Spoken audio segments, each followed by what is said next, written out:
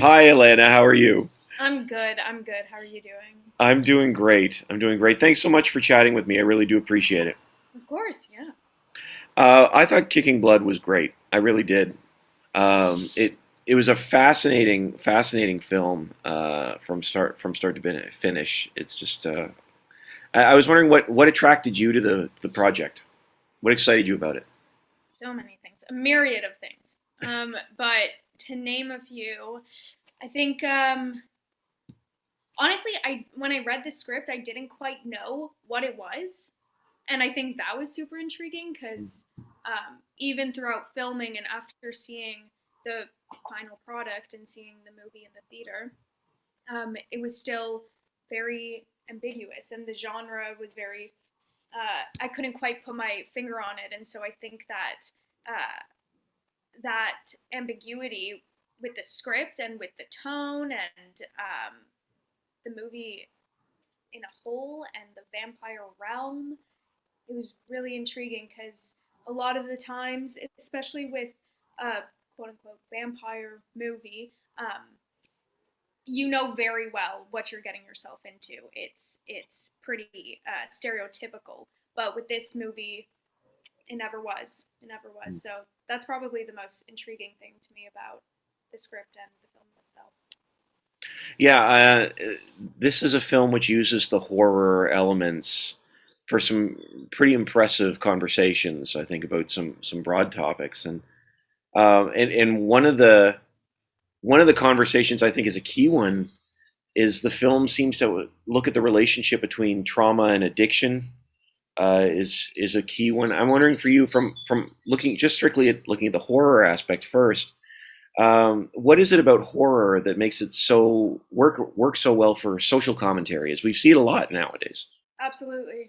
Yeah, I think that why I love horror so much and sci-fi sort of falls into that category too is because it's so removed from our everyday life.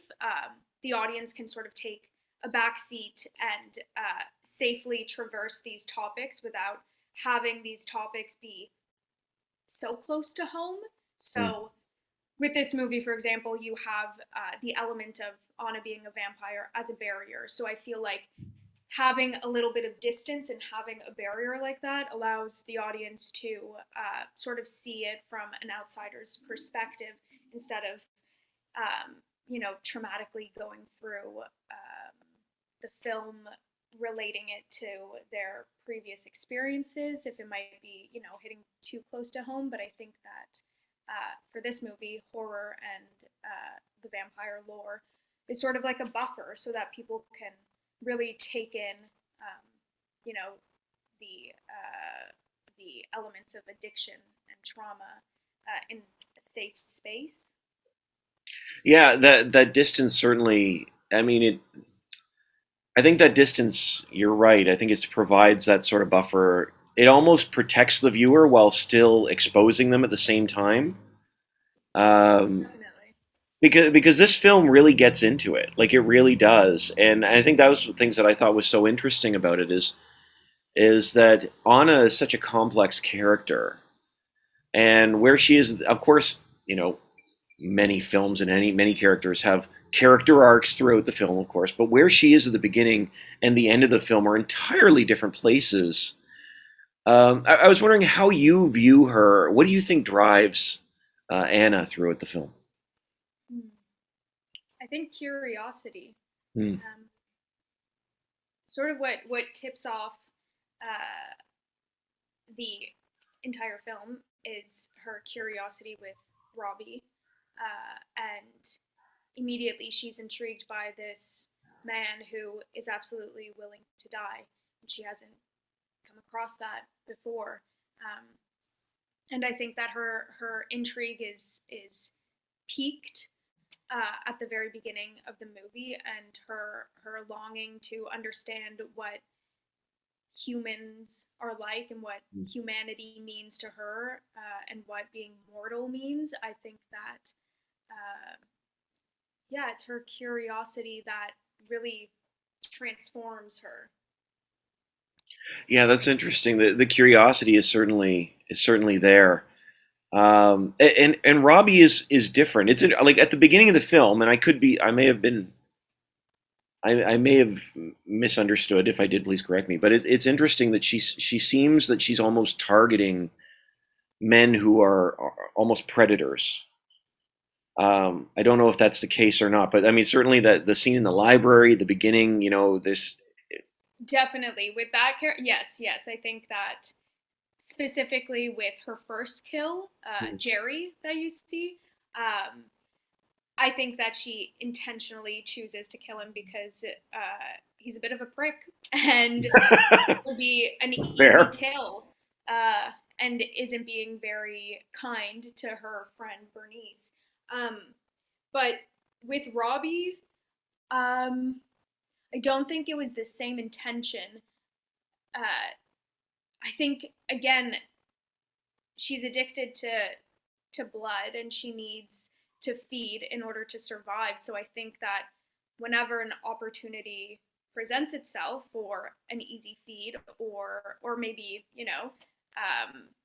it doesn't necessarily have to be an easy feed. Maybe the challenge is exciting in its own way. I think that she would never turn her nose up to it. So for the first kill, yes, definitely a pointed kill. But for Robbie, it just sort of unfolded, and then how could she not, feed on him? He's right Yeah. there in her room. But then obviously she chooses not to. Yeah, she chooses not to, but then their relationship sort of unspools and unravels in this unique way where I, I I don't want to say that Anna's like wants to kill him, but she almost doesn't seem to know why she isn't killing him throughout the film. I was wondering, what is it about Robbie that, I mean, we've talked a little bit about it, but that sets him apart from these other victims. I think that he's absolutely willing to die, Hmm. and that sort of throws her off balance, and she wants to understand why he wants to die and why he's so ready. Hmm. And I think that once they get to know each other a bit better, she inadvertently helps him get clean, but in the process, it's like she's looking in a mirror when she sees Robbie, and so I think that she refuses to kill him. And the reasons that she refuses to kill him sort of changes throughout the movie. But yeah, it's set off by intrigue, and then it moves into this curiosity, and then self reflection, and she can't kill him. It wouldn't be human of her to kill this man, and she sets off on becoming human herself in the process. Yeah, it's a fascinating journey, and speaking to you now. I'm not that I wasn't before, but I mean, speaking.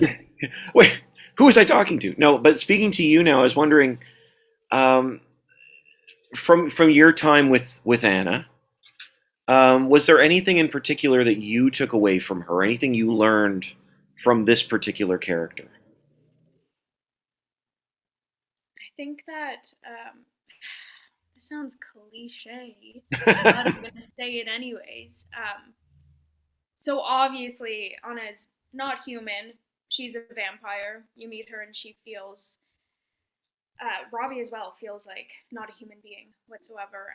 They are both at rock bottom. Um, Anna certainly is at rock bottom, and I think that one thing that I took away was even when you don't feel like a functioning human being, there's hope to change, and all it takes is just like it could be anything. It could be an energy shift or just like a spark that ignites some sort of momentum that just takes you off the course that you're on. So I think that there's hope if you're in a dire circumstance or you feel like you're at rock bottom. Yeah, I think that's so true for her character and in the film because I mean hope is an interesting question here because it's not just about the vampires at that point, or at least it wasn't to me. Like to me, the hope was breaking free from this addictive personality.